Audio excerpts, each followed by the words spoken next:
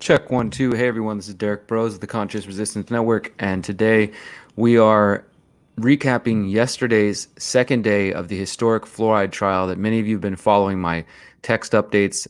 In case anybody came this way from Twitter, I've been live tweeting the past couple days. I've also been trying to keep it posted on Float and Facebook and Minds, and it's a lot to keep up. So if you don't see updates on whatever platform you're following me on, check a different one because I'm trying to keep it as updated as I can. I will be writing an article that will be out on Friday, which will be basically a summary of this entire week, because this is a 2-week trial. For those who are unaware, this trial began on Monday. It's a 2-week trial running through this week and next week as the Fluoride Action Network, their attorneys, and other organizations, including the Organic Consumers Association, Food and Water Watch, and a number of others, are battling against the U.S. government, the Trump administration, the Department of Justice, and the EPA to remove fluoride out of the water for the first time since it began in the United States. So it's a very historic trial, guys. I don't know. I'm hoping people really understand how important this trial is. I wrote about it last week for the Last American Vagabond. If you want to get some background on it, the trial starts in about 8 minutes or so. For today, actually today might be starting at 8:30. Let me double check why I'm with you guys on the video right now, so I can just give you accurate information. Wherever you're watching from, though, if you're watching on Facebook, you're watching on YouTube, you're watching on Float, those are the places I'm live right now. Just scroll down, look at the information, the video information, and you can see the information I provided. It's a Zoom link. People have been asking, how am I watching this? How am I getting the updates?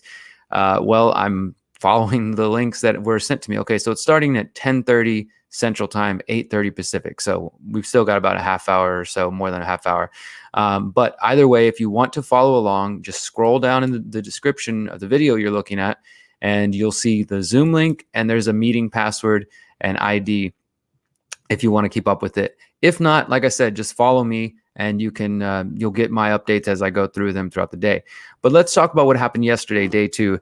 Day two, here, let me see if I can I'm going to pull up my Twitter account, because I had a bunch of live tweets yesterday that I want you guys to see. There was mainly one that was pretty big. I mean, there was several things that happened yesterday that, again, you're not hearing this in the mainstream. And honestly, a lot of alternative independent media has fallen down too. I don't know what other channels you guys follow, but I haven't seen any of them covering this, or at least not a good percentage of them.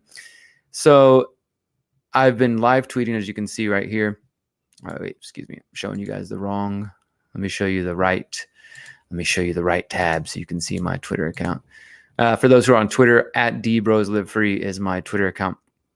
So Dr. Grandjean, who, let me see, go down just a little bit. Dr. Grandjean, who is the second expert witness for Fluoride Action Network, medical doctor, editor-in-chief of the journal Environmental Health. He's got a number of credentials that you can check out if you want with the Fluoride Action Network. And there was a quote from some of the documents that were presented to the court where he said the following: "The weight of epidemiological evidence leaves no reasonable doubt that developmental neurotoxicity is a serious human health risk associated with elevated fluoride exposure." Did you guys catch that? No reasonable doubt that developmental neurotoxicity is a serious human health risk associated with elevated fluoride exposure. So, I mean, putting in all the cards on the table right at the beginning of the trial yesterday. Dr. Grandjean continued speaking about his experience studying fluoride and investigating the effect of fluoride on bones. The Fluoride Action Network attorneys asked him if creatinine, which has been discussed by the government, and it's kind of maybe too big to get into right now, but basically they were asking him if this creatinine could be possible for, could be a reason for the problems attributed to water fluoridation, which is what the EPA is claiming, basically trying to poke holes in his arguments and say it's not the fluoride, it's something else. Dr. Grandjean says there's no way that could be true, that it has to be the fluoride. And that was interesting. Judge Edward Chen asked, if you cook with fluoridated water or boil it, does it do anything? And those of us who followed this for a while know that it absolutely does nothing. The fluoride is actually concentrated in the water. Once you start evaporating the water, what you're left is an increased concentration of fluoride. So if you're cooking, boiling your noodles or pasta or beans or whatever with fluoridated water, you're getting fluoride in that. Not to mention, if you drink sodas, that's fluoridated water. A lot of canned goods, mainstream canned goods that have water in them, though that's fluoridated water. There's a number of different sources. Dr. Grandjean was tearing apart the EPA's expert, Dr. Cheng, who she's going to be speaking, stating that she is misleading the judge about the evidence of the danger of fluoride. And this was a quote. He says, "What she has written should not be relied upon. This is not science. This is simply a misleading report," which is pretty strong language. For, I would say, a scientist. And honestly, it was an interesting testimony because this guy is a total nerd, and I mean that in an endearing term, not in a mean way. He was a total science nerd, which is really interesting to hear him just explain his position and do so in, I think, a pretty objective way, where he wasn't trying to just, I mean, if it was me, I would have just said she's lying, but he did everything but call her a liar and just said it's misleading. We shouldn't rely on her report. So that was pretty big. Then they took I had to take a break. They took a short break as well. And the DOJ attorney, Deborah Corfora, who I really do not like her style, was cross-examining Dr. Philippe Grandjean, the same doctor. And he kept calling her out for attempting to misrepresent his views. There was definitely some tense moments where she kept saying, well, did you say this? Or did you write this? And he'd have to correct her and say, no, what that actually means is this.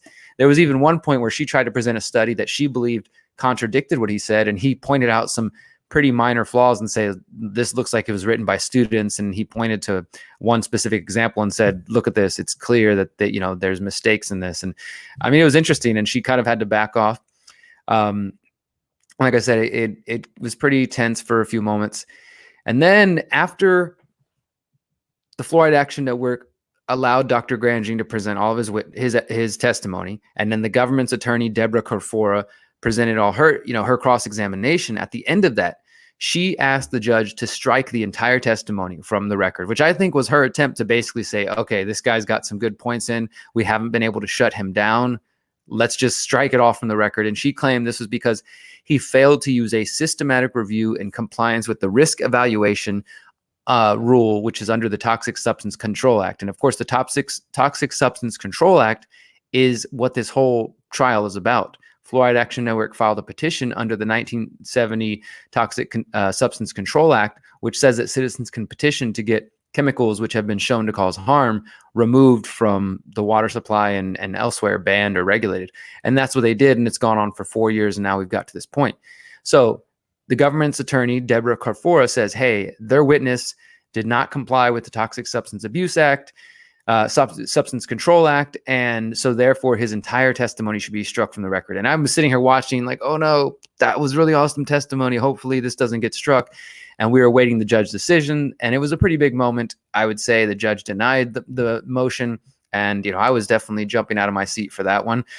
I'm kind of a nerd for courtroom trials. I enjoy reporting on courtroom trials, guys, because I've been reporting on these since going back to Barrett Brown, journalist Barrett Brown in Dallas, Texas, to Ross Ulbricht in the Silk Road trial in New York City, as well as others. And I've learned that the mainstream will only report either on the verdict or if there's something major, right? And in this case with fluoride, the only one we've seen write about it from the quote unquote mainstream is the San Francisco Chronicle. And that's because the trial is happening in San Francisco, or at least it's based in San Francisco where the judge is at. But other than that, the mainstream's totally ignoring this. And, there's been some big things coming out, including government attorney Deborah Corfora continues her cross-examination. She's reviewing his work, looking for holes in the conclusion that fluoride is a neurotoxicant. And then this was interesting. So government attorney Deborah Corfora, she's cross-examining Dr. Grandjean, right? And she says, so Dr. Grandjean was one of the people involved in this 2012 study from Harvard, which was one of the first recent studies to start looking at the neurotoxicity of fluoride and showing that it affects neurological development in children. And it was published in the Environmental Health Perspectives Journal in 2012. And as I said, Dr. Grandjean was involved in that. Let me show you guys that one real quick. So what happened, though, is when she's cross-examining him, she says, okay, so you were involved in this study. Here it is right here, guys, from Harvard, impact of fluoride on neurological development. And here's a quote from Dr. Grandjean, who is the witness I was talking about. He says, fluoride seems to fit in with lead, mercury, and other poisons that cause chemical brain drain. The effect of each toxicant may seem small, but the combined damage on a population scale can be serious, especially because the brain power of the next generation is crucial to all of us. So then you notice, though, right here, it says, read a September 12th, 2012 statement by the authors. And then there's a follow-up study. Well, as the government attorney was cross-examining Dr. Grandjean, she says, is it true that you signed a statement basically downplaying the truth of this study? And so she was trying to get him in a pickle and say, hey, well, you were involved in this study, but then you also signed a letter which said that your study might not be so accurate. And that letter is right here. Statement on fluoride paper, September 11, 2012. And as you can see, Grandjean's name is added to it. And basically this statement here tries to downplay and say, hey, okay, well, we did find this information about fluoride, but on the other hand, neither can it be concluded that, so basically they're saying these results do not allow us to make any judgment regarding possible levels of risk at levels of exposure typical for water fluoridation. So they're trying to downplay it. And so the lawyer for the government says, well, you also signed a statement saying that this, we shouldn't make any judgment about that. And then during that point, Dr. Grandjean testified that he was threatened by one of his superiors at Harvard after his study found that fluoride was a neurotoxin, and that they pushed him and others to release a statement which agreed with the CDC's position that fluoride is safe. So this letter right here, which has his name on it, he basically refused to say like he signed it. He said, well, my name's on it. And he's like, if you want to know the truth, I was pressured into putting my name on that for one reason or another. And, for some people, they might call it a conspiracy. Well, this is an expert from Harvard, involved with he's got all the credentials that most people need to trust somebody. And he straight up says that after they released this study, which was a groundbreaking study, one of the first to start really calling attention to the neurological damage caused by fluoride in children, and then this statement came out, he straight up said he was threatened to put this statement out. I mean, so that was huge. And again, no mainstream coverage of it. I think as far as I can see, I'm the only one that's been reporting that at all. They took a short break. It came back. Government attorney Dr. Grandjean says is asked if he received. Dr. Grandjean's asked by the government attorney if he received an abstract on a Spanish study showing no association between fluoride, and basically she's trying to refresh his memory, saying, "Well, there's another study showing that there's no association." And he says he doesn't want to rely on abstracts. He's like, we want to rely on full studies, not simply just abstracts, which is what she was trying to do. And then shortly after that, questioning concluded, and things wrapped up. It seems like the trials have basically only been going till noon, around noon Pacific, which is 2 Central, 3 o'clock Eastern, and then they wrap up for the day. So as I said, today's trial starts at 8:30 Pacific, which is about 25 minutes from now, and it is taking place via Zoom. Anybody can join. You don't have to rely on me to get your reporting, but also at the same time, I know listening to courtroom talk can also be exhausting and boring, and there's a lot of legal jargon. It's something that I'm interested in and quite familiar with. So I will continue to report on it. But just to let you know, day 3 of this important historic fluoride trial is taking place not right now, but in about 20 minutes, it'll be started. And I'm going to share the link to my article from the Last American Vagabond right now. So if you have any friends that have no idea about this fluoride trial, share that article with them. It also gives some background on what fluoride really is, and what when we talk about fluoride, what does that mean? Hydrofluorosilicic acid, sodium fluoride, just understanding what those terms mean. So yeah, please do share that out. And as Windfeather says here, being coerced is one thing, but being threatened, that's on a different level. I mean, I think it's all not good. The fact that a doctor who is doing this research says that he's being coerced by his superiors, and that they're pushing him to sign a statement that goes against what he found. And coincidentally, people like Jeffrey Epstein and Alan Dershowitz and others, these shady characters, have all been connected to Harvard. And if you understand the elite, they go to Yale, they go to Harvard, the Yale Skull and Bones secret society. I mean, my point here is that this is all part of the same club. This is, Harvard.